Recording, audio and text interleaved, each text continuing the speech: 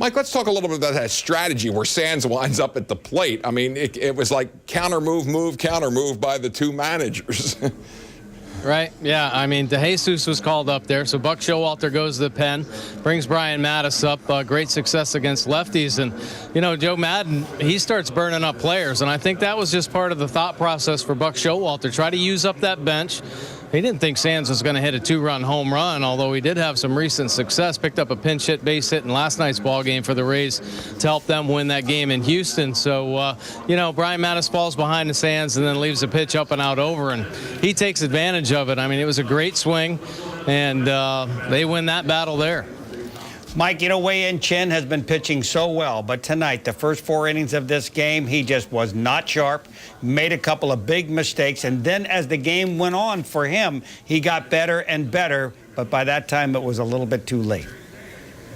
Yeah, well, it wasn't the smooth sailing that we've seen here recently from Wei-Yin Chen, but he came up with some pretty big pitches when he needed. And to be honest with you, I think that pitch to Escobar, the fastball in, wasn't a bad pitch. Escobar just got to it. But take a look here. Good command of the changeup to get a big strikeout. He painted that fastball in to get Zobrist. And here, beautiful fastball, 93 miles an hour for Wei-Yin Chen. Just the 3 strikeouts, 1 walk, so that wasn't too bad.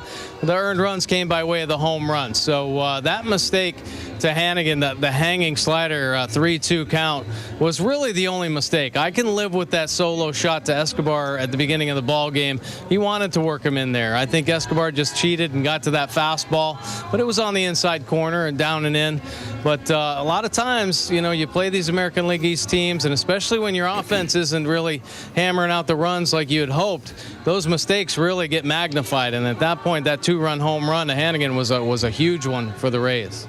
Mike, on a more positive note, Nick Markakis ties Ken Singleton and then surpasses Ken Singleton on the Orioles' all-time hit list. That's got to be really a nice moment for Nick Markakis tonight, at least, even though the Orioles lost.